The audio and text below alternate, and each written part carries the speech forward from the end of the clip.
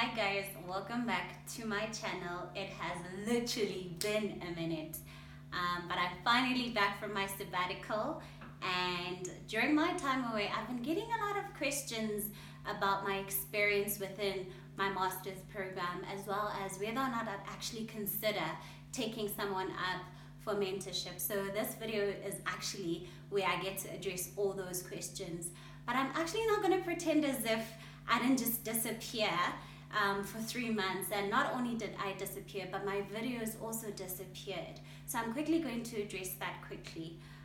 So in relation to why I disappeared, I found that it was quite difficult for me to actually have time to think of content, make videos, and actually put it out there during the last 3 months of our master's program. And that's mostly because not only did we have our coursework and our clinical work, but exams were also coming up. We had interviews for internship, so it was definitely becoming a lot. But I'm proud to say we finally secured the bag, and we have that master's degree, and we also have an internship, which is an exciting thing.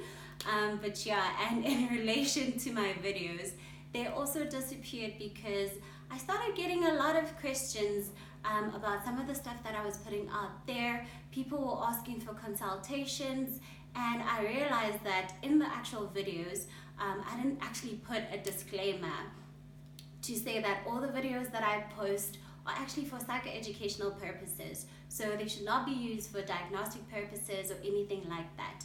And right now, I'm still in my training, which means that I do everything under supervision. So all the client work and all the clinical work that I do is in relation to whatever institution I'm affiliated with, as well as it's under the supervision of my supervisor. So I can't do any independent work, and I thought that was quite important to actually add to my videos before I actually put them out there. So yeah, now that we are done with all of that admin, we can actually get to the video. So sure, where do I even begin? So my master's, I actually did my master's in clinical psychology at UCT. We worked at the UCT Child Guidance Clinic. And yo guys, like it was a lot. So UCT is the only program that has a 2-year master's in clinical psychology program. During the first year, you do your research and also like community project stuff. And then in your second year, that's where you actually get to do your clinical work and your coursework. So last year, which was 2018, I was actually doing my research. And honestly, guys, I found that time to be quite a lot for me. I mean, like, we had the entire year to do our research. We worked out our own pace. We didn't have to attend classes. We only went to classes like once a week. And I found that I had too much time on my hands. I even complained to my supervisors. I'm like, actually, like, I feel like we have too much time on our hands. And I felt like because I had been like literally from my undergrad to my honors and right into my master's, I'd never had a time where I actually got to breathe. And last year actually forced me to reflect quite a lot on all my experiences. And because of all the time that I had, I started being self-aware quite more often, and that was quite uncomfortable for me, because not only did I just do stuff, but I actually had to reflect on some of the stuff that I did. And it sort of forced me to work on some of the things that I'd been avoiding the whole time. So it was quite a bittersweet year for me, but it was quite a relaxed year as well. We also did a community project, which was quite exciting. I think that's where I realized that I actually have a passion for doing stuff on a more of a community scale versus what people in private practice do, which is see people on a one-on-one basis. So I think most of my interest in community and some of the projects that I'm trying to start right now are linked to my experience in the community project. And then we finished our master's thesis, and we went right into our clinical work and our coursework. And I was already anticipating that it was going to be a difficult year. But with that being said, guys, like, I was literally never ready for what came about. Like, oh my gosh, like, even thinking about it is just too much. So we started on the 6th of February this year. And literally on the very first day, we got like a huge cost pack of things that we had to read for our orientation week. Within the first week, we already, like literally in the first day, we already had stuff that we had to take home, come back with, I think 2 days later to make a presentation. So already, like literally, we hit that ground and we were running. But I feel like I was sort of prepared for it because I actually got to see the previous year's class go through the process. So it wasn't too tedious, but I did realize that it would take up a lot of my time. So already I knew that I had, like during the week, there was nothing else that I did except for stuff that were linked to the program and the clinic, and weekends I'd actually take time off to hang out with my friends. And then end of February, we started seeing clients, and I feel like that's where the wheels came off for me. It was actually quite an overwhelming time because I was literally thrown in there, and unlike my colleagues, I'd never had any experience with like counseling or actually having clients before. So that was quite a difficult experience for me. It was exciting because I actually got to do the work and see clients, but I feel like I got quite overwhelmed because I'm such a perfectionist. So I was like, am I doing things right? Am I not? I felt like I had to catch up with my colleagues, and that made things for me quite difficult. And I think it's not until I actually spoke to someone about how I felt in my experience, and she actually said to me, if you change the way you look at things, the things you look at change. And literally, I feel like that stuck with me throughout the whole year. And based on what she said, that's the type of perspective I've been trying to have the whole year. So initially, I'd seen myself as this person that had no experience. I had to catch up with my colleagues, rather than taking it as literally I have the advantage that I don't have to unlearn certain patterns or certain skills that the clinic that deviated from what the clinic was trying to teach us, and all of that. And I think that change in perspective was actually quite helpful. But I also realized that your master's program was actually quite isolating. I mean, I was already anticipating that we were already geographically separated from the rest of the university. But also from the previous year, I already knew that, okay, I wouldn't have time to talk to my family and all of that. But I didn't realize how much it would actually isolate me from my colleagues and myself. And I say that because like initially, everyone was trying to get the hang of things. We were trying to get in there and do the stuff and do the work. And it sort of felt like I was the only person that was just like, guys, what's going on here? I didn't understand what we were supposed to do. It seemed like everyone else had a better handle on things. But it's not until we actually sat down and spoke as a class and we're like, guys, actually, we don't really know what's going on here. We all trying to do the best that we can. No one really has like a solid understanding. That it sort of felt like we started connecting in it as a class.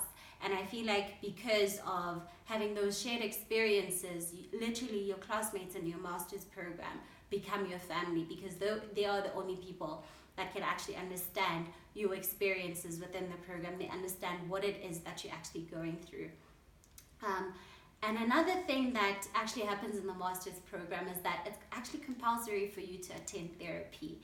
And this was actually a struggle for me because initially I had to find a therapist, and the one I found, we didn't get along, and I was just like, oh my gosh, this is so stressful. I already have like the clinical stuff that are stressing me, and I'll have to worry about therapy. But fortunately, I did find someone that we ended up having a good relationship with, and I've been with her since then.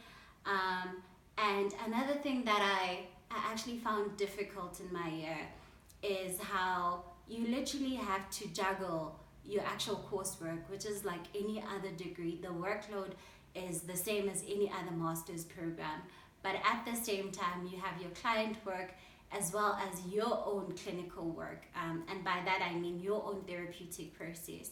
Obviously, like some of the stuff that happen with your clients and even your colleagues' clients are things that are going to be quite triggering for you, and you need to work on your own stuff as well as stuff that get triggered within your own therapeutic process.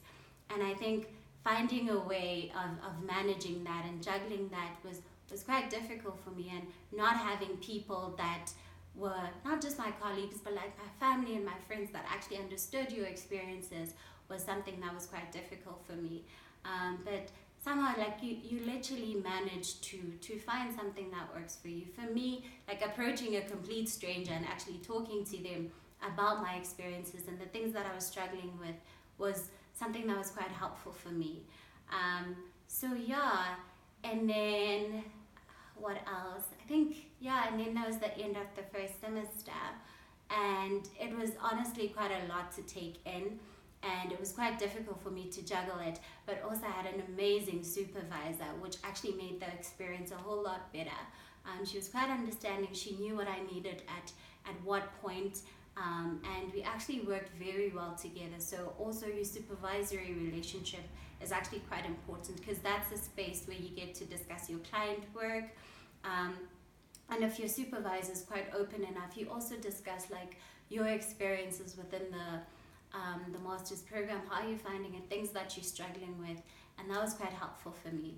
And then we had our June holidays. Those holidays, guys, were amazing. For the first time, like since last year, I got to rest and not do any clinical work, not think about clients or anything like that. And I felt like after the intense first semester we had, I really needed that. And we had a 2-week holiday. And in the second week, I literally started getting anxious because I felt like, oh crap, I need to go back and do this thing again. And having experienced first semester and knowing how difficult it was, actually made going back in and doing second semester more daunting, especially knowing that the semester was quite short. And on top of that, you had like master internship interviews that you had to attend. So you're literally all over South Africa, traveling to try and get an internship for next year. So that was quite a stressful process for me. So going back into second semester, I definitely have to say that was the most difficult time for me. But again, the same support structures that you develop in first semester are also the same support structures you tend to rely on second semester. But what I did find is that initially, like first semester, I was able to maintain a more balanced lifestyle. So I'd go to the gym, on weekends I'd go out with my friends, and during the week, like I'd do clinical work, and I never worked on weekends. So I never saw clients on weekends. But second semester was so short, there was so much pressure. I was forced to see clients on weekends. I didn't have time to hang out with my friends. I didn't even have time to do those traditions that we used to do at first semester that actually kept me sane. So second semester was really difficult for me. But again, like you managed to adjust to the pressure. And I don't know, guys, like I think if there was ever a time that I wanted to drop out of the master's program, it was definitely second semester. I think everything was so overwhelming and it just became a lot to take in, and not having people that were close to me understand what it is that I was actually going through actually made the experience a lot more harder. And if there's anything that I could say kept me going is the fact that I actually enjoyed doing the clinical work. So seeing my clients is what made me happy. Knowing that, okay, sure, like I need to survive this day so that in the afternoon I can see my clients, or coming in on the weekend so I can see my client. I'd always leave every single therapeutic session feeling a lot more lighter, a lot more excited. As much as some of the content, obviously most of the content that was going on in our therapeutic sessions was quite difficult, but it's the actual work itself that I loved, and it made everything else that I struggled with more bearable. But yeah, I think that's my master's experience in a nutshell. And guys, there's so much that you learn in the program. You get to see what fits you and what doesn't fit you, what you enjoy and what you don't. You're exposed to so many theoretical perspectives that you literally have to pick whichever ones you feel are more in line with your work and the type of work you want to do with your clients, and what you see is quite fitting for most of your clients. And also, we did like psychometric assessments with children. I really loved those. I really love working with little people. But yeah, I also enjoyed those. Even play therapy sessions were quite amazing, as well as your adult therapeutic sessions as well. So you literally are exposed to everything. And personally, guys, I feel like the UCT program is quite well-rounded. Obviously, like I'm quite biased because that's the only program I've been exposed to. But I've been communicating with people from other institutions as well. and we've been speaking like about our experiences throughout the year and what it is that we're doing at different points. And I definitely say there's quite a lot that I gained from the UCT program. It is quite an intense program. It is quite a difficult program. There is quite a lot that you guys do, but it's amazing. And interestingly enough, at the end of this year, one of my lecturers asked me, did you still find that this year you were bored and you didn't have any work to do? And literally I laughed because I barely had time. So I really wish I knew this from last year. I would have embraced the time and just soaked it in. But yeah, I think that's basically my experience in the master's program in a nutshell. And if you guys have any other questions, you can ask me in the comment section below. And with regards to whether or not I'd actually take someone on for mentoring, I've considered that, and I feel like it's something that I've always had in my heart, but I never really went about and initiated it and started doing it. And I only took it more seriously when people actually approached me and they're like, dude, actually, we'd like you to be our mentors. So I'm actually going to give it a shot. So if you are interested in me being your mentor, you need to do one thing that involves 3 things. So you literally need to go to my Instagram and send me a DM. So in that DM, I want you to include 3 things. The first thing is, why do you want me, specifically me, to be your mentor? The second thing is, why, like, what do you think you will get from the mentorship? Like, what do you expect to gain from the mentorship? Like, what are your goals within the mentorship? What are your expectations from the mentorship? What sort of guidance do you think I can provide for you? And the last thing is, like, why you? Like, what out of everyone else that wants to be mentored by me, why do you think I should be choosing you specifically in relation to clinical psych or to psychology as a whole, as a profession? Like, why do you think that you should be the person that I should be mentoring? And based on all the comments that I get and all the DMs that I get, I will be selecting someone that I'll mentor, and I'll announce who I selected on the 1st of January so that we start the year on a good note. Or maybe I should do it on the 31st. No, actually, I'll do it on the 1st.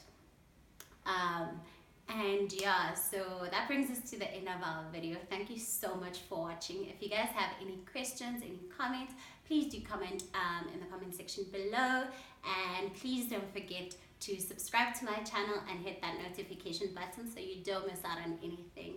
And please do give my videos a thumbs up if you liked it. And if there's anything else you guys would like me to discuss, please also add that in the comment section below. Thank you so much for watching. I'll catch you guys next time. Mwah.